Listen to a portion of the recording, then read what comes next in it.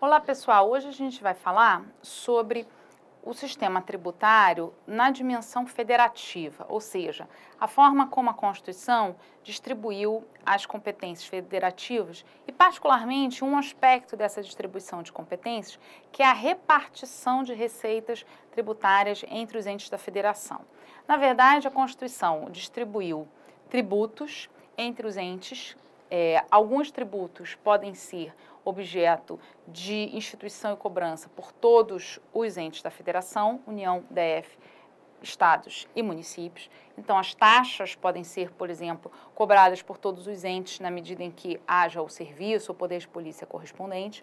As contribuições de melhoria também podem, na medida em que, naturalmente, o fato, o evento que causou a melhoria tenha sido levado a cabo por aquele ente federativo.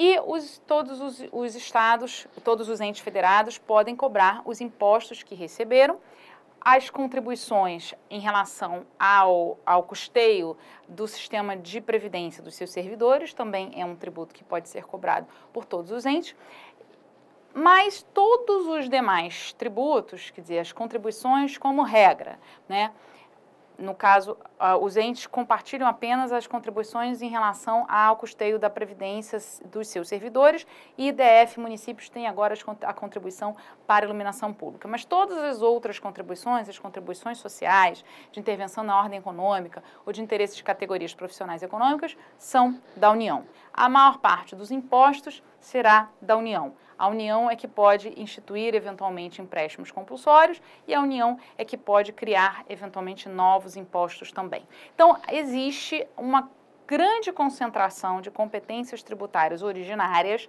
na União, em detrimento de estados, DF e municípios. Isso se agravou ao longo do tempo, porque além de a própria Constituição promover essa concentração na União, ao longo do tempo, a União, enfim, criou muitas contribuições que não são objeto de repartição, como a gente vai ver, e concentrou ainda mais as receitas, não apenas as competências, mas as receitas, de fato, foram concentradas na União ao longo do tempo, pela opção política de, ao invés de se criar novos impostos ou aumentar os impostos que são repartidos, se criar contribuições. Muito bem. O ponto aqui é que a Constituição tenta, ciente de que existe uma desigualdade muito grande dentro do país. Então, por exemplo, aos municípios compete a instituir e cobrar o IPTU, o Imposto sobre Propriedade Territorial Urbana. Mas, quer dizer, existem municípios que têm pouquíssimos imóveis urbanos, pouquíssimas áreas urbanas e poucas edificações urbanas que podem gerar IPTU, ao passo que outros municípios têm, enfim, espaços urbanos enormes e vão ter uma grande arrecadação de IPTU. Vejam, mas os municípios têm a mesma regra na nossa federação, as mesmas competências tributárias para todos os municípios, seja um município completamente rural, seja um município completamente urbano. A mesma coisa acontece em relação aos estados, que têm a competência tributária para cobrar o IPVA ou o ICMS, quer dizer, a atividade econômica, por exemplo, de São Paulo, para gerar imposto sobre veículos e imposto sobre a circulação de mercadorias e serviços, é uma realidade completamente do que acontece da atividade econômica, da quantidade de veículos que existem em estados, por exemplo, como o Piauí, apenas para dar um exemplo contrastante. Então, a Constituição não ignora essa realidade da desigualdade. Então, qual foi a forma que a Constituição encontrou para tentar minimizar este problema? A Constituição criou, então, um sistema de repartição de receitas tributárias entre os entes. Então, basicamente, a União vai repartir entre estados, municípios, percentuais dos impostos que ela arrecada e também os estados vão repartir com os municípios percentuais dos impostos que eles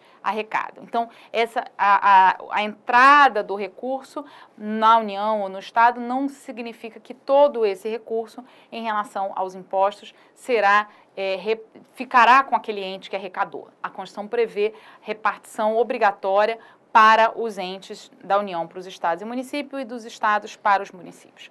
Qual é o ponto que eu quero destacar aqui? A Constituição usa duas fórmulas para promover essa repartição, e isso está disciplinado de forma específica nos artigos 157, 158 e 159 da Constituição.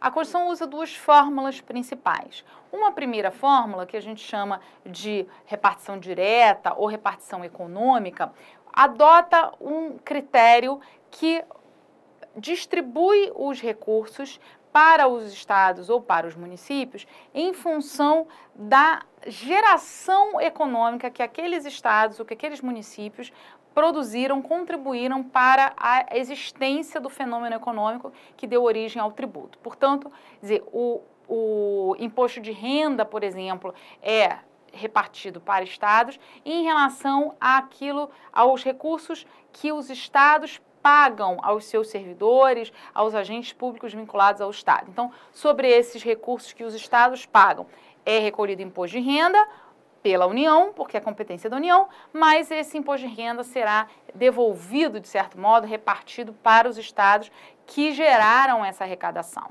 Então, uma parte do IPVA dos estados será repartido aos municípios. Com base em que critério? Quer dizer, cada estado tem um monte de municípios. Quanto cada um vai receber? Vai receber proporcionalmente em relação aos veículos que estão cadastrados no território daquele município. Então, essa é uma primeira fórmula que a Constituição usa de critério para a repartição. Então, que critério a União vai usar para repartir entre os estados, ou para os municípios, ou dos estados para os municípios? Um critério econômico, quer dizer, a Constituição vai usar parâmetros que têm relação com a atividade econômica que o Estado gerou ou que o município gerou, que desencadearam, que autorizaram a cobrança daquele imposto.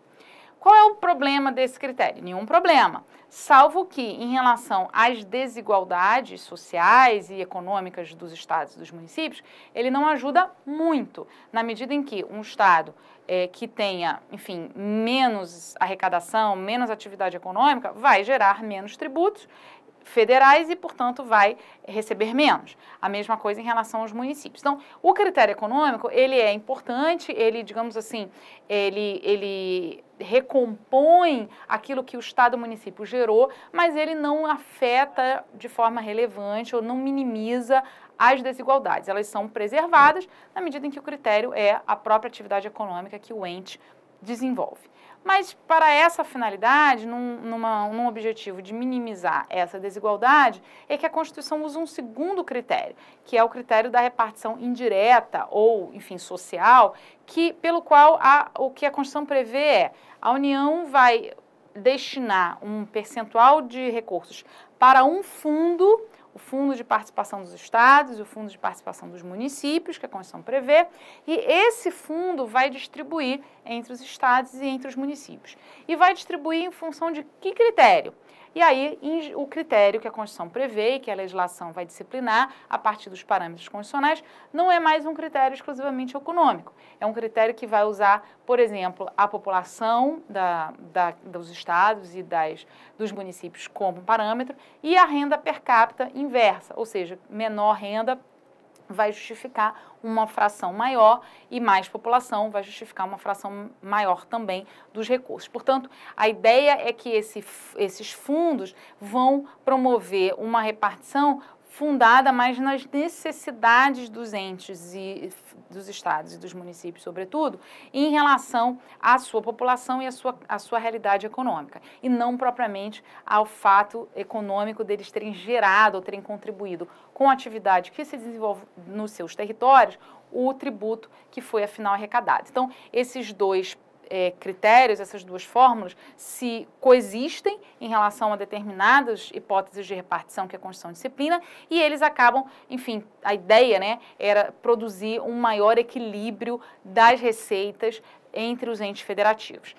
Como eu mencionei, as contribuições salva-CID não são repartidas, elas não entram nessa distribuição entre os entes, apenas os impostos, e isso acabou se tornando um grande problema da Federação Brasileira hoje, considerando que nas últimas décadas a União criou muitas contribuições, ampliou a arrecadação por meio de contribuições em detrimento dos impostos. E essa grande arrecadação que a União recebe não é repartida com ninguém. Portanto, estados, DF e municípios acabaram ficando à margem desses recursos que vão para a União, e isso, de certo modo, é uma das razões que explica boa parte da crise fiscal que os estados, os municípios estão passando. É isso aí. Obrigada.